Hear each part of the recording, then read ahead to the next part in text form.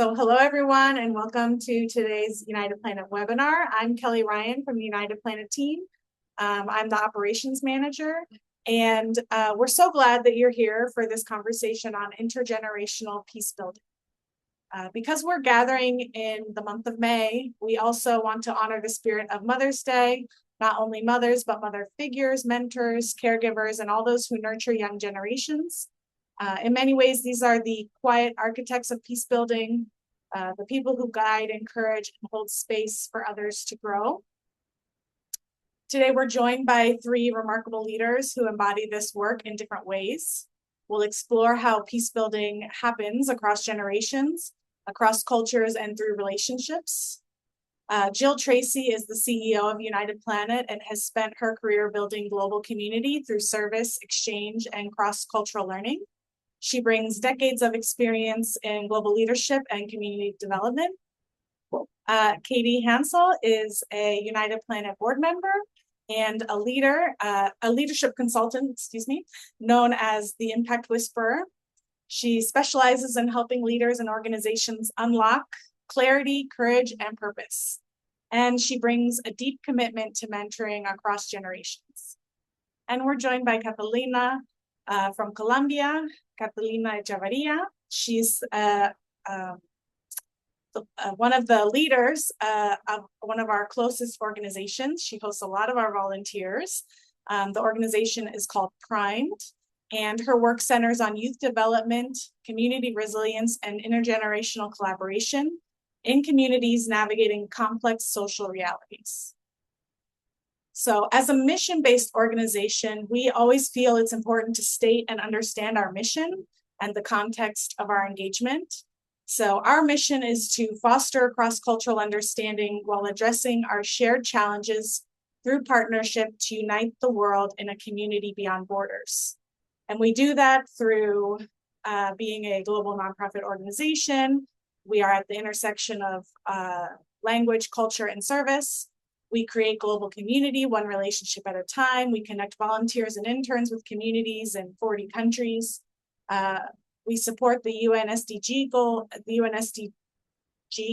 goals in education, global health and environmental conservation, gender equity, and peace building.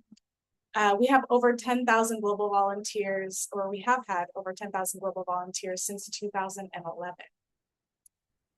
I also want to introduce the concept that we will be discussing today and have kind of a shared understanding. Intergenerational peace building is the practice of strengthening understanding, connection, and collaboration across different age groups to create a more peaceful, empathetic, and resilient community. And international peace building recognizes that each generation carries unique experiences, wisdom, and ways of engaging with the world. And that peace is most sustainable when these perspectives inform and support one another.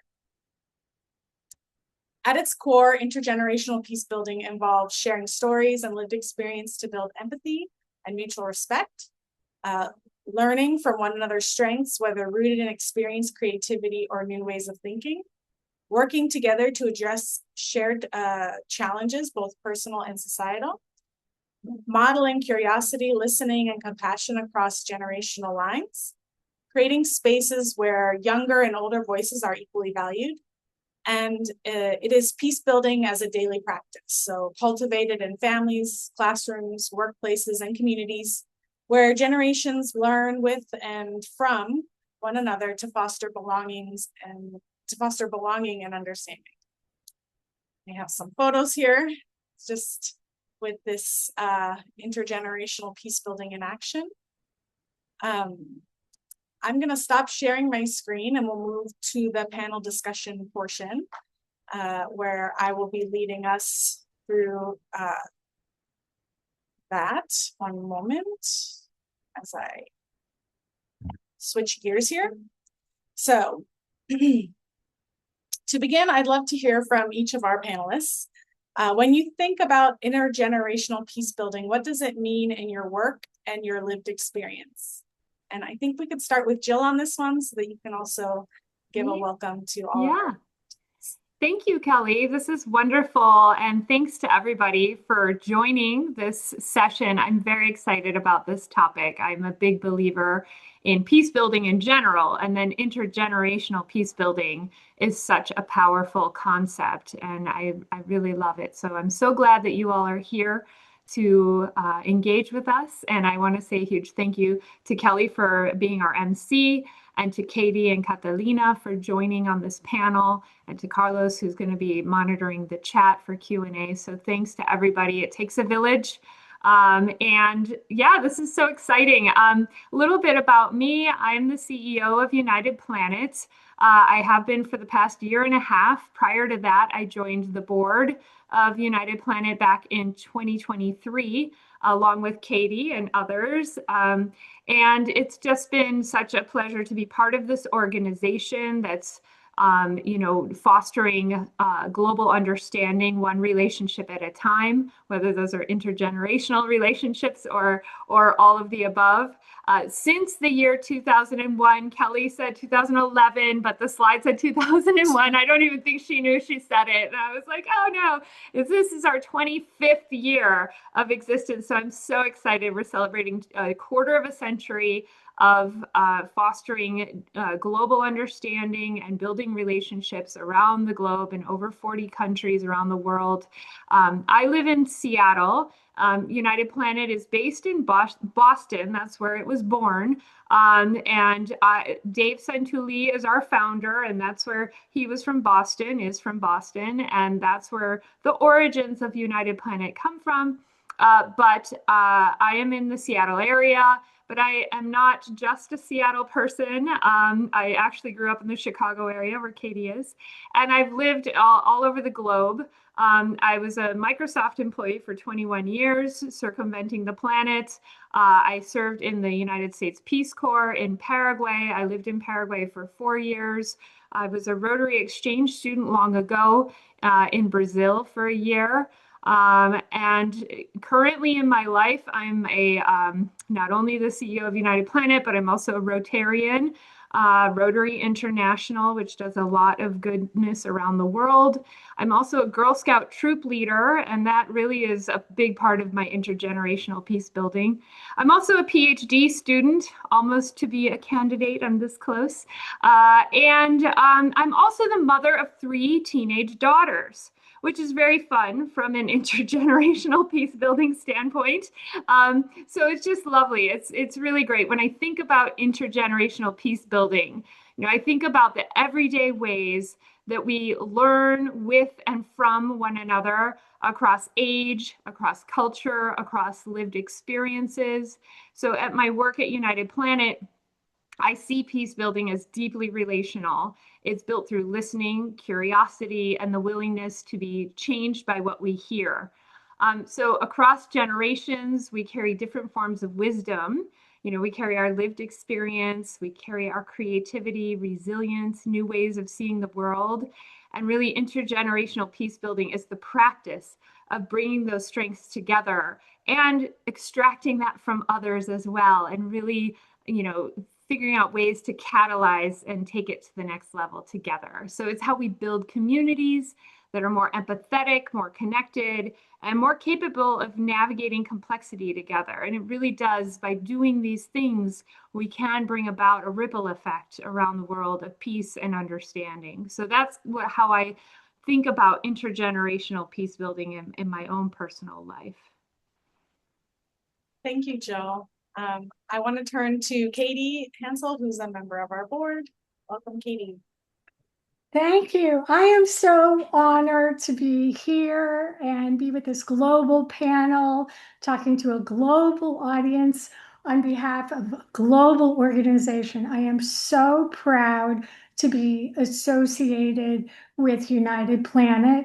I can't think of a better mission than wanting to unite the world one relationship at a time. We had a fantastic quarter century so far, as Jill said, and we had this beautiful passing of the leadership baton from our founder, Dave Santulli, to Jill. And Jill has come in with all these ideas and catalyzed the organization, and we're growing even further. So it's just a wonderful, wonderful thing to be associated with. I am called the Impact Whisperer because I am very interested in connecting people to their own ability to make the impact they care about for the people, causes, and communities that have captured their hearts. And so, as Jill just said, the beautiful thing about impact is when you take any type of action towards something you really care about, you unleash this ripple effect that transcends way beyond your original action. So always, always feel empowered. I think the best place to start in responding to Kelly's beautiful question is, what is peace? What is peace? So peace is a state of harmony and is characterized by the absence of violence, hostility, or severe stress. It can be understood on a global scale as a lack of war or social conflict. But we're really focusing on today is how can it be understood on a personal level, where you can have mental tranquility, emotional stability, and an inner sense of calm. And I firmly believe, and I've seen it over and over again, is when we teach individuals how to regulate their inner state, we will ultimately have fewer conflicts on a global scale. So, what can we each do to contribute to this goal of international peace? I believe it starts in your home. Your home is the very first place you learn community and safety, right? It's where you form your values, your ethics, and your ways of being in the world. It's where you establish that working idea of what's right and what's wrong. And as you go through childhood and young adulthood, you discover that we're actually all mutually dependent on one another, which is a very important thing to know. And that we can exercise choice. In our life, we can exercise agency and choice, and we can choose how we can respond to things rather than just react to things. And this dichotomy between choosing a thoughtful response versus an impulsive reaction is a key element of peace building to me. So that's the great work of peace building. How do you learn to thoughtfully choose your response versus reacting? Thank you so much, Katy. I love when you said, when you take action towards something that you really care about, you create a ripple effect that goes on forever. And I think Catalina and her organization really embody this idea. Catalina, can you please briefly introduce Prime, just so everyone knows the great work that you're doing, and then also answer the question about, what intergenerational peace building means in your work and experience. Okay, first of all, thank you very much for this space. I love the opportunity of being here with this amazing partner that is United Planet and this global community. I just love to share and to learn from others. Okay, so I'm the director of Prime Community. We live in Medellin, Colombia. We are located in South America. And we have plenty of social issues and environmental issues, but we work to transform these situations into something better for our community. So Prime work to connect people, vulnerable people mainly, with opportunities, with different kind of tools, such as education. Yeah, that is Prime Community. And now I'm going to reply to the answer. So for me, international peace building is like to develop experiences or situations that create peace that spans across generations. So the idea of sustainable peace for me cannot be achieved by one generation, but just one generation alone. So for me, it requires like comprehension and understanding of the past to have a certain knowledge of historical wounds related to the war, injustice, traumas, so they don't silently pass from generation to generation. For example, from parents to the children. And this can be applied not just within the families, but also with the friends, co-workers, community, and society. So this information is very important because it can shape how communities see other communities, or how a country see other countries, or individuals see to other individuals. So yeah, basically from there, we can build in the present, like creating a space where the elders, the adults, and the youth could work together on reconciliation and healing. Most of all, that is the thing I believe from the intergenerational peace building. Thank you so much, Catalina. So as I stated previously, we want to honor the idea of mothering in its broadest sense. So nurturing, guiding, and stewarding others. I'll start with Jill. Who are the mother figures, mentors, or caregivers who shaped your understanding of peace? And how do you see quote unquote mothering, whether literal or metaphorical, as showing up in your leadership? That's such a lovely question, Kelly. It's so beautiful. And when I think about it, I feel like I've been shaped by many mother figures throughout my life, women and mentors who have modeled steadiness, compassion, generosity, like empathy, and the courage to hold space for others. And when I think about specific women who have really impacted me in that way, I mentioned earlier that I had been an exchange student in Brazil.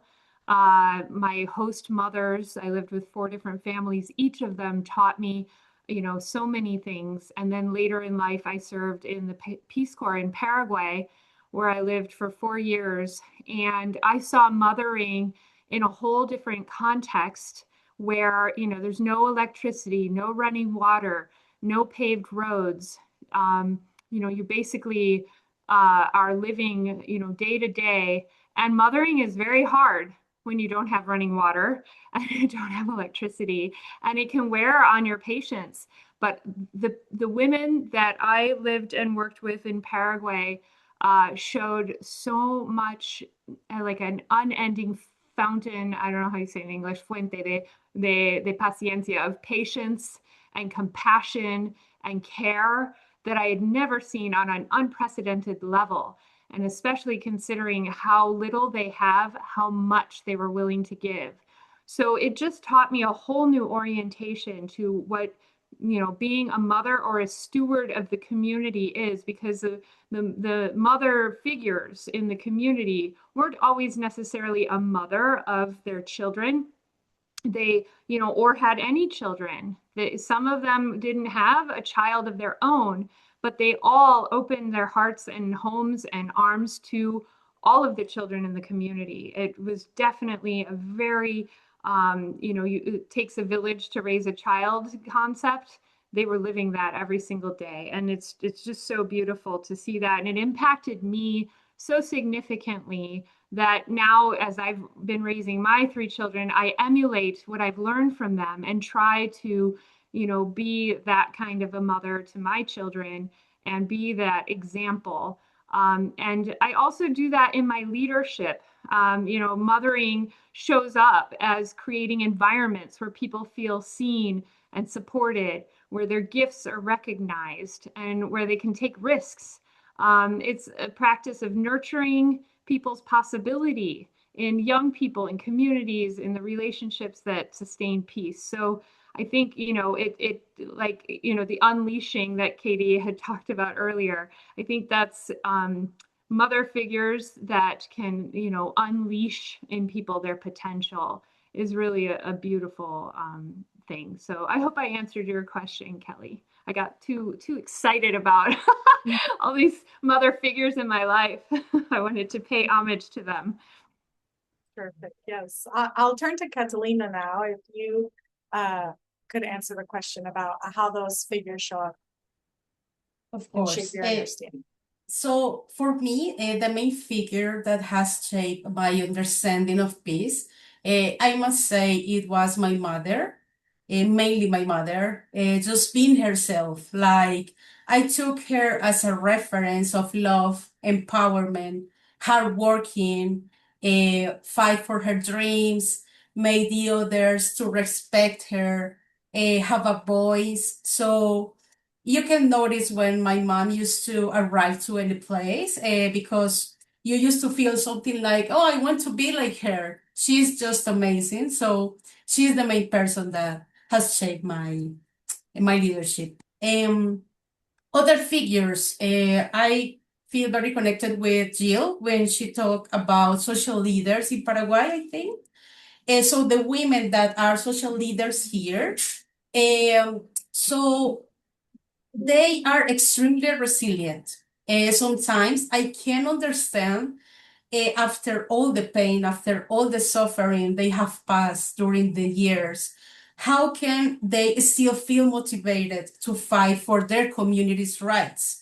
So they have inspired me a lot. And I think it's the love they have for their neighbors, for the community, for the children, and that's why I love to work hand in hand with them. They inspire me every day, and that's why I want to be surrounded by them because I can learn a lot, and I don't know, like to gain some skills and knowledge from them. If it weren't for them, I couldn't be the person I am today. So I'm totally grateful with them. So related to mothering, I think I have some aspects related to that. I love caring and serve to others. In my country, that that a lot of people have a lot of lack of opportunities. So I love to give something to them from me. So I love, yeah, caring basically. I love to listen to people because in our communities, I work with people with hard difficulties. So I love to let them express with me, to be themselves with me, like just to listen. I'm not a psychologist, but I just let them do it. And finally, I believe in them. So they are special for me. They are amazing. I just want for them to realize the value they have and how great they are. And yeah, that are the aspects. Those are the aspects. Thank you, Catalina. Katie, if you would like to respond. Well, thanks to both of you for those beautiful shares about the inspiring nature of the Paraguayan collective, and also, Catalina, your energy about your work and how meaningful it is to you and how you're directly impacting people through Prime, just so contagious. And thank you so much for your work and for sharing about it. I like to think about mothering as helping guide someone to live fully in the world as themselves. And I think the way that you support someone in doing that is you try to meet the person in front of you where they are and give them the gift of your full attention, your engagement, and your presence. Much like Catalina was saying, that she gives the gifts of her presence when she's fully listening. And I think these same traits can be embodied by men and women and beyond the gender binary. And I had the privilege of knowing both of my grandmothers. And as I said in the answer to the last question, I think peace building begins in the home. And both of my grandmothers, they had a very strong sense of self, but they didn't really need to prove anything to anyone. And so they never said an unkind word. And they always expressed so much curiosity to learn about what we thought as young people, what we were interested in. And they always chose their responses very thoughtfully to be very empowering. And they weren't trying to shape me, they were trying to get to know me. And I found that to be so valuable. And like Catalina said, my mother also was really devoted to my brother, myself, and my sister, my father. And she had this really tremendous mind. And we were the lucky beneficiaries of it. And she would just think about how to advocate for us and how to help us get into situations where we would grow. And then if we messed up, she would never sort of say, I told you so. She would just invite us to consider, what is the lesson from that that's going to further our growth. And it was really such a beautiful teaching that she imparted to me. So in my own life and hopefully in my leadership, I try to extend the same gift that both Jill and Catalina talked about, which is this gift of being fully present, engaged, and attentional. Wow, that's a great way to summarize. I think these days we struggle with that exactly, to be present, engaged, and intentional. And I think this webinar is such an exciting time to talk about something and really listen to these different voices. I just want to mention that I heard this thread, we're talking about intergenerational peace building, but all three mentioned leadership. And so how we kind of see that as being a leader through this peace building. And I just want to touch that Jill mentioned leadership as being something through nurturing. Catalina summarized it as leadership through resilience, caring, and service. And Katy, I really love that leadership through knowing, understanding, and inviting people along. And so thank you all for sharing that feedback. It was very, very interesting and empowering. Now I want to invite each person to share a story. So a moment from when you saw intergenerational peace building come alive in your work. Kind of already been doing that, but this is more to zero in specifically on that. And I'd like to ask Catalina to start this.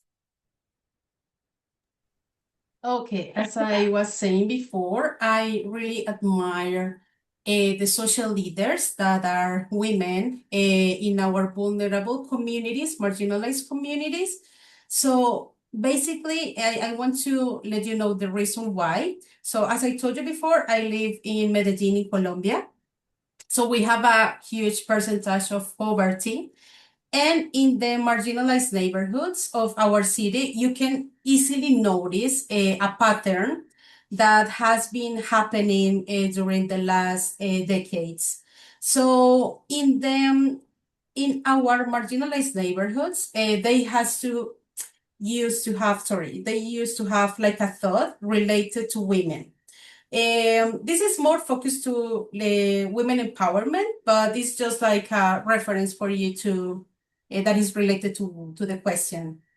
So in our city, if you um, mothers like decades ago, they used to say to their children, to the women, that if you want to get like a very wealthy man or a wealthy man that is not working in the right path, you should be very pretty and fit for this man to fall in love with you. This used to be like a thought related to that. And thanks to feminism and to female leadership, they could find other ways to express. And this has been changing a lot during the last decades. So because of that, the social leaders and the girls of this generation, seeing them, what they are doing right now, girls from different ages are changing that mindset. So they are saying, we want to be more focused on us, on what we can achieve as women, as professionals. We know that we lack opportunities, but organizations like us, we try to connect them with other organizations that can support them. And we are trying to show. I think Catalina froze. Let's wait just a moment, see if she can recover her connection here.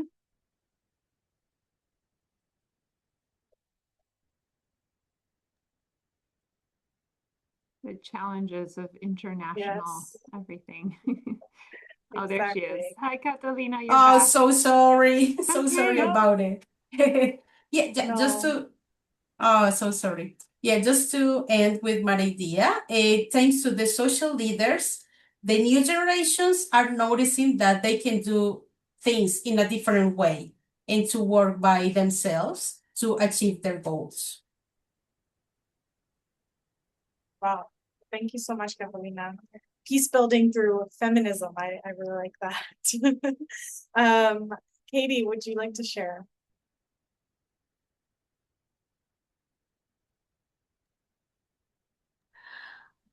I love to, and I really appreciate that story about how the women have come together and said, "You're so much more than your appearance. You're a valuable contributor to society." So that's a really powerful work and powerful story. Thank you for sharing that. I think I would like to talk about impact whispering and trying to help movements be born and move in a positive direction, which is what I've seen through my work and beyond my work. So I think making an impact in a positive direction is actually a key vector of peace building. And you are creating the conditions for others to thrive and join together in a collective action for a cause that's greater than any one person. You know the saying, the whole is greater than the sum of the parts. And whispering is a really intentional word choice. It means different things to different people. The way I think about it is our work as leaders, our work as peace builders, intergenerationally, it's to reconnect someone to their own self, to their inner sense of creativity, vitality, and empowerment. So I am not advising someone, I am reconnecting them to themselves, which helps them unlock themselves.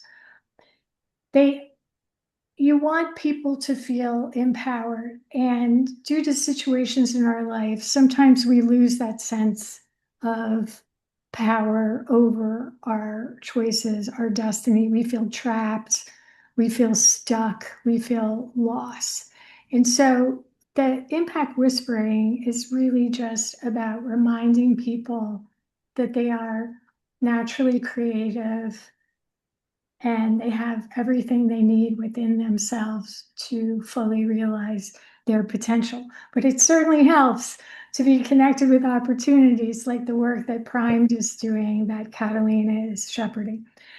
So what people share with me is, in their words, you learn what's in their budding conscious awareness. They'll say something and they're just waiting for a stimulus to unlock what they knew they wanted to do all along. But there's just baggage or clouds surrounding it, and they just need to be reconnected to their own sense of agency.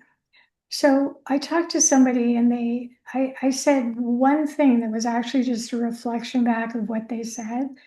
And that one statement caused them to change the course of their total professional direction.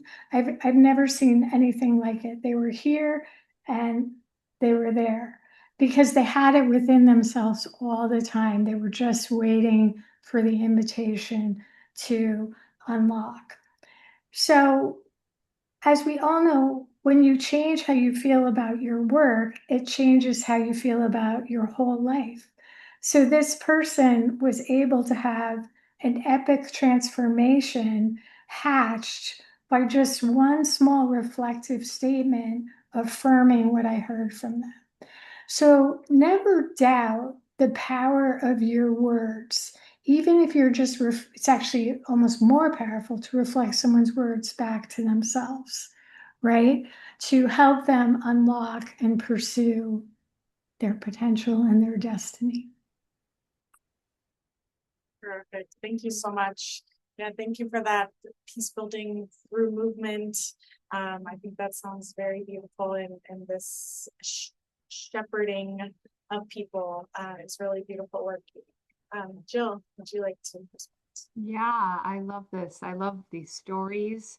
It's very inspiring from both Katy and Catalina. It's definitely enhances how I think about what I'm doing every day. I think what I'll share in terms of stories of intergenerational peace building, from I'll share one from a recent United Planet experience that I witnessed happening real time during our program is called Youth to Youth Investing Program. It is a virtual exchange program where young people from Iraq, Syria, Kurdistan region in Iraq, and the United States, and I see there are a couple actually they're alumni of the Youth to Youth program are here on this call. So thank you for joining, across time zones and all of that. It's just so lovely to see that you're here. But we had this program that we were running, virtual exchange with young people who we matched up with lead faculty with decades of experience and learning from a scholar practitioner standpoint, guiding the young minds across these geographies, along with mentors in the field. We even had a couple of our board members were mentors to these young people in the Youth to Youth program, as well as they basically were consulting for social enterprises in Iraq, Syria, and the US. So we had leaders from social enterprises then who were kind of like the case study for these young people to collaborate together on teams to assess kind of the challenges that the social enterprise is having and coming up with ideas together to help kind of those social enterprises overcome, whatever challenges they're facing, et cetera. And I see there's a couple of people in the waiting room. I'm trying to let them in, but hopefully they can get in. So with that was a very intergenerational experience because you've got these young minds who are eager with ideas and bursting with a desire to help these social enterprises to overcome challenges globally in Iraq, Syria, US. And then you've got these seasoned, scholar practitioners, mentors, people in the field who have been living and experiencing this and sharing their insights with the young people. And watching this happen over a series of weeks as the groups themselves got to know each other and work together across geographies, across language barriers, across time zones, and then seeing intergenerationally the more seasoned people who have been out there working in the field for decades, sharing their insights and their perspectives with these young people who were full of ideas and enthusiasm to make a difference. That was unlocking the potential that these social enterprises were bringing because they were coming with a problem, they were stuck. And then you've got kind of the theoretical lived experience plus the enthusiasm and the just gumption of these young minds who wanted to make a difference. All together, it was just an unbelievable thing to witness. And the ripple effect beyond just the impact on the social enterprises, but the mentors and lead faculty and folks who were the kind of older generation, if you will, were just left inspired and enthusiastic about the future, very optimistic. It opened up optimism among people who were like, I don't know about this world. And then hearing from young people from Iraq, Syria, US collaborating together, especially during these times of strife in that region of the world and, geopolitically, globally, just the optimism that left the older generations with during that experience. And then the younger generation coming together and seeing that they can overcome, coming together and unity and partnering and sharing ideas across boundaries and across politics, putting that aside and just saying, hey, we're all people. We want to make a difference. We want to make the world a better place. And they came together to do that. And for me, that was one of the most inspirational things that just validated what we do every day at United Planet. It's a really good reason to get up in the morning, I'll tell you. So, it was just it's a great example of intergenerational and international peace building in action. People learning from each other across age, culture, geography, working together on something real and impactful. And that's what we do every day at United Planet. So I'm so glad to be able to share that story with you all. Yes, thank you, everyone. I definitely heard a thread this time of kind of mentorship throughout the responses, mentorship and shepherding. And so I think that's something that's really important with the intergenerational part of peace building. So I now want to turn to a question that is, what strengths do you see in younger and older generations? This is a two-parter. And how do we create spaces where these strengths can complement each other? And I'd like to start with Katy, if you'd be able to respond.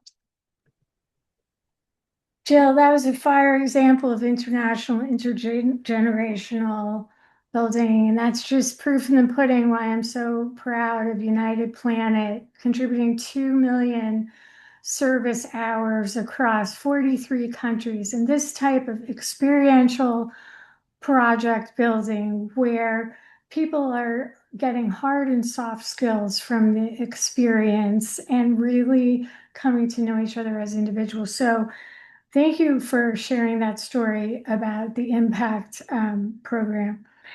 Kelly, I love this question. I think that we are always wanting to see each other as individuals, but we are molded by our time.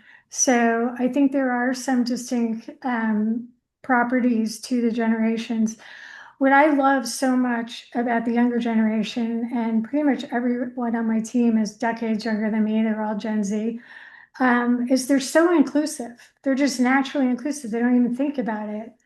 It's just exclusion doesn't occur to them, right? And they understand that we're better together, that diversity is our strength in every sense of the word, right? And the second thing that I love so much about the younger generation is they want a balanced life. I'm probably the oldest person on this call, and I grew up in this era where it was like, go get it, you got to prove something, and it was more of like an extractive mindset, which thank goodness we've gotten rid of that, and the younger generation has shown the way, and I really love their balanced outlook and appreciation of diversity in every form. And I think the older generation is, if you're lucky enough to still be here, you've seen some things. You started out as a go-getter with your kind of impetuous energy, and you learned how to make it work for you and also how to modulate it over time. And I think a lot of times, talking with older people, they can help you broaden the aperture of your outlook and really think about your long game. And maybe how to get what you want to get in a way that really serves you in the community that you're trying to build, in the outcome of justice that you're trying to create. So I think the last part of your question, Kelly, was like, how do we foster the intermixing of these strengths so that we all are strengthened by our connections? And I thought about that for a while, and I decided to go with this, which is, organically, life serves you that every day. Every day you're surrounded by people from every generation. So are you open to it? Are you thinking about it, that I'm being put in the path? And there are little things you can do, right? You just hold a door open for someone. You could reach something from a top shelf at a grocery store. You can smile with somebody as they walk by. You can offer to mentor younger people. And younger people have great ideas. They have great energy. They want to drive positive change. They're inclusive. They want justice. So you can support them and their ideas with your wallet, with your vote, by signing their petition, by going to their events and showing up with your presence and spreading the word. And I'll close with, I think this question is just magical. It's just a very simple question. You just turn to people, whatever generation, and say, how can I best support you? And ask it and see what happens. I love that, how do we create the space? Well, just make the space, ask the question, and have the conversation. That's great. Catalina, would you like to also respond? Yes, very connected with Kate said before. Yeah, young people often have like the enthusiasm, the energy. They see like injustice with fresh eyes, right? Unfiltered by this cynicism that comes from years of compromise and hard working. And young people usually ask, why is this still happening? And they really mean it, right? I love that energy from them. And the natural way in which the young people can use digital tools, social media, AI, in storytelling, the global networks. I love their imagination, how they use new tools, the willingness to propose something new, right? I love that. The way and the freedom they use to express their thoughts. And they are not like too afraid to show that. I just love it. And about the older people, they have like the memory, the lived experiences, the patience too, and groundedness like under pressure, the credibility of sacrifice. When the elder speaks about peace, for example, they often carry the weight of personal cost, the loss, risks, years given to something specific, the knowledge, the commitment, responsibilities. So I think the way for them to be integrated is like with mentorship and feedback, but both parts like to be open to that, like the younger and the elder, like they can share about the experiences, how they see the world, and at the same time, like to have like feedback at the end. Like I believe I agree with you in this, or what do you think if we can create something different? The collaboration, the co-creation. So I just love that kind of integration from both sides. That gave me chills when you said the credibility of sacrifice. That is really a beautiful idea, Catalina. And I think you set it up so well by saying that the new generation questions the paradigm. They want to understand why things are done this way that might not work or be the results they want. And then the older generation can explain why things are the way they are. And hopefully through that conversation, there's something that, in between that can be found. But wow, I will remember that sentence, the credibility of sacrifice. Thank you for bringing that to us. Jill. Wow, I'm so inspired by both Katy and Catalina's words. I think you both captured so much of the richness that young generations bring and the perspective and wisdom and historical, ancestral kind of wisdom that older generations can bring.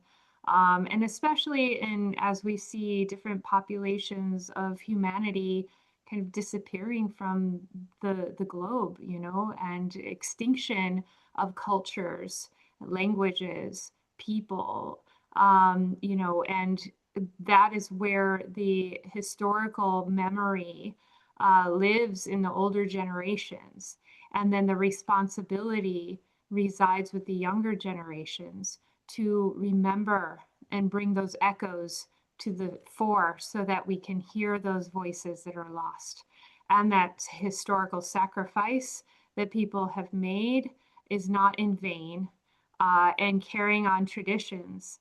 And it really enriches humanity to carry the traditions and to honor and remember the lost voices and the lost stories.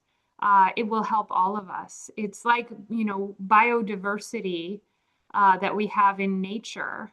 We can't survive without it. It's the same with humanity. We are a textile of many different threads, and all of us together can hold and sustain humanity. And as soon as there's poking holes and we're missing threads, the entire fabric can come apart. And so I think it's so important that we keep the historical memory and languages, traditions, voices, and all of the artistic richness that humanity brings. And we embrace and appreciate that through our young people and help them expose them to those stories and those traditions and the art and all of the things, the music, the songs, the poetry, the rhythms. There's so many things, the language, the words. We are enriched the more we are exposed to these things, and the more we can expose our younger generations to those things. It really can enrich all of us as a people. So, I think the only one thing I didn't hear as you all were talking about, the one thing that is kind of, I think about a lot, especially in my PhD studies, is courage.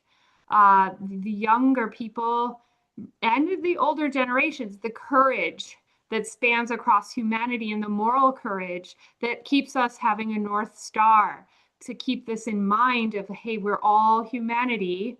We're all surviving together on this planet, and the idea of courage, moral courage, and that young people are perhaps not as living in fear of the repercussions. That's for better or for worse. As a parent of young people who think that they can accomplish whatever by doing whatever, I get worried for them, and I say, hey, be careful. You just keep an eye out for yourself.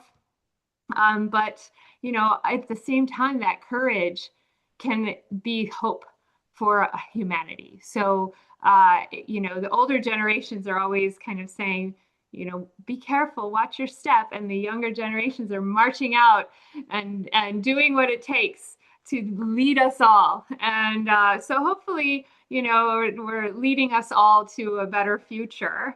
That's my hope. We need to create spaces where we can have these dialogues, as Katy and Catalina both poignantly said, because I think it's such an important hope for our future. So I hope I answered that. I got so excited about, the metaphor.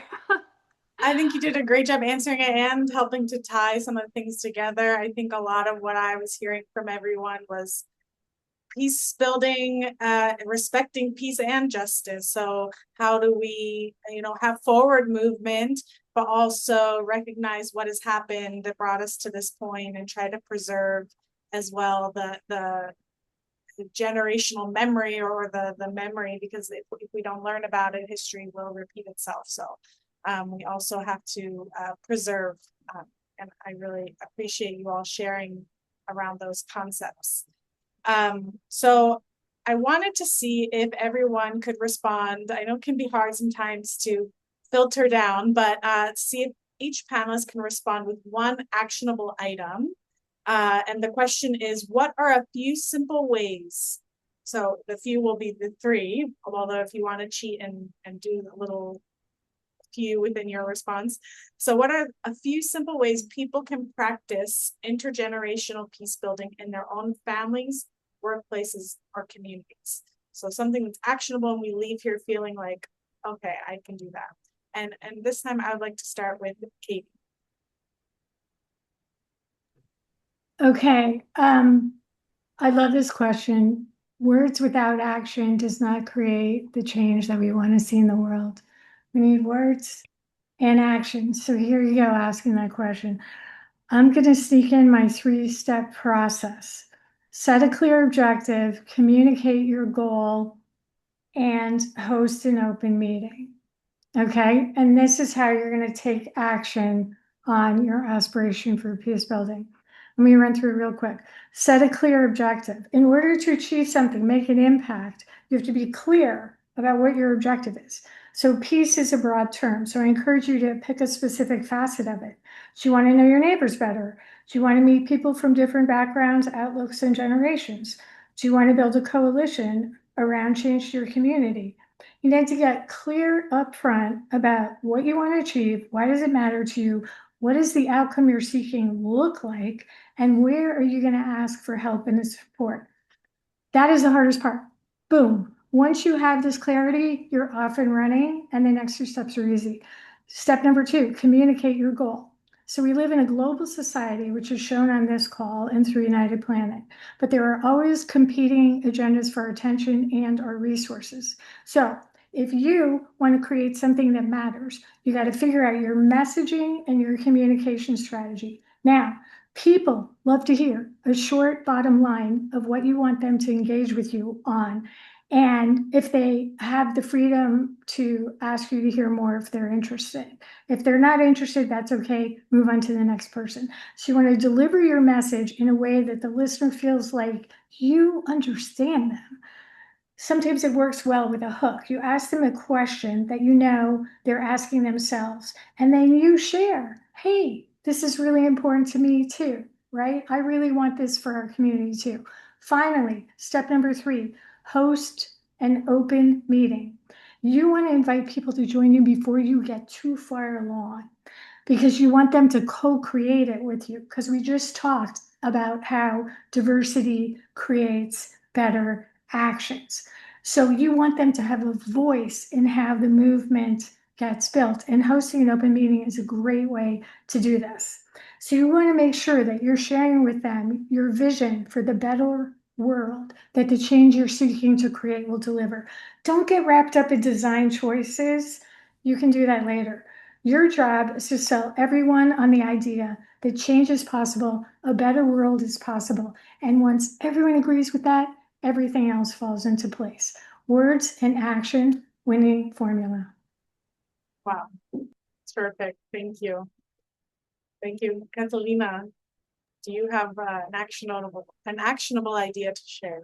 Yeah, I want to give one, but very specific from our example we have. So, for example, we have intercultural volunteers right now here in our city. So we have senior volunteers. And it has been very interesting the way in which senior volunteers integrates with the younger volunteers. Sometimes we assign like a challenge related to a specific issue with the different NGOs we have. So, for example, with the elderly care, with the children support, women empowerment. So our idea is for these 2 different generations to work together, and they have to work as in a team, and they need like to understand the needs of the different organizations. So it has been great because they are 2 different parts, but they need to collaborate within the same team. So yeah, we assign different needs and they try to solve them together. So this has worked amazingly within the projects we are working and we are developing here, because it uses, it is very like complete with the mindset of the younger ones, with the digital tools, AI and those kind of things, and with the structure of the elderly. So with these 2 things, we have achieved amazing objectives for the different foundations we work with. Thank you. Assigning priorities based on their strengths. That's terrific. Jill. Well, I know we're running out of time, so I'll be as brief as possible, but I love what both Katy and Catalina said. I think these are great tips and guidance, ideas, ways people can practice intergenerational peace building. And so I guess the one thing I would just add to the ideas is around, expressing curiosity, and just asking a genuine question of someone from a different generation, and then actually listening carefully without rushing to respond and just letting their words kind of come into you. Because curiosity is really a bridge. Katy was saying that earlier. Catalina was talking about that too, is that when we slow down enough to really hear each other, we create conditions of trust, understanding, and shared action. And I think that will help to build these bridges, not just between generations, but also across borders and cultures and ideas. And I think we need more bridges these days. So curiosity can help us get there. Wow, that is really terrific. I know we've gone over the prescribed time for the webinar, but I want to mention one person put in the chat. I'm sorry I didn't see it at the time, but when you mentioned the Youth to Youth program, Jill, someone put in the chat, the program that United Planet offered us during the worst time of war. A lot of nightly power cuts and internet disconnections due to the war between Iran and the United States of America. It gave us something that in that terrible time allowed us young people to believe in ourselves and rebuild our community again. So once again, we are so thankful for the participation of everyone in that region during that very difficult time that continues to this day. I think that your presence was so impactful for us. So I'm glad to know that for you as well, that was a positive experience during that time. And I wanted to see if anyone wants to come off mic and ask a question, taking advantage of these wonderful panelists that we have here.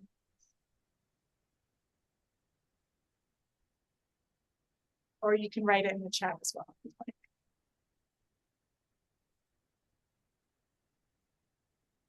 Well, I just want to say a huge thank you to everyone who stayed all the way through to the very end. It really was a lovely conversation, Catalina, Katy, and Kelly. I'm so honored to have been on this panel with you all. I'm inspired, and I am grateful for all that you do in the world to make the world a better place and build bridges of understanding. And I see Khadija has her hand up. Khadija, hi. Hello, everybody. My name is Khadija from the United States. I'm also a Impact Investor alumni. I guess my question would be, when you really don't have a lot of things in common, maybe one or two, how would you give encouragement to this person? So intergenerational peace building from a position of not fully understanding their experience. Does someone want to jump on that? I think Katy went off mic or off mute. So you have a quick. I think it's a wonderful question, which shows what a deeply empathetic person you are. And I think maybe start with some of the universal things that we all share about our humanity and build from there. Like, do they have a really good friend? Do they have a pet? Do they love some music? Do they love a hobby? And maybe start there and start to build a relationship and build the trust, and go from there. Anyone else want to add anything? But I can tell you're a deeply empathetic person just from your question. I love your answer, Katy. I think that's great, because we are all people at the end of the day. We all are on this lovely planet together. And so there are universal things that as humans, we all share. And so identifying what a couple of those things are and then building off of that, I think, is wonderful advice from Katy. Thank you. All right, we got a thank you from Khadija. Thanks, Khadija, for your question and for joining us. It's so beautiful to see alumni from our United Planet programs participating in continuing to be part of the family of United Planet. And that's what I love about our organization, is we really are a big global family. We've got Catalina in Colombia, we've got Katy in Chicago, we've got Kelly in Honduras, Carlos in El Salvador, and all of you all on the call from so many places around the globe. And that's what United Planet is all about, is bringing us all together for a united conversation to understand the challenges we all face and working together to try to, overcome and grow as humanity together. So it's so lovely, and it's really great that you all were here for this webinar. We are honored that you all came, and so grateful to our panelists. And thank you, Kelly, for being our fearless leader. Well, thank you all for joining, and we will be sharing the recording as well in case you want to share the conversation with any people that you know. Be on the lookout for that email. Thank you, everyone. Have a great day. Thank you. Thank you. Thanks, everybody. Take good care. Mhm. Bye. Bye bye.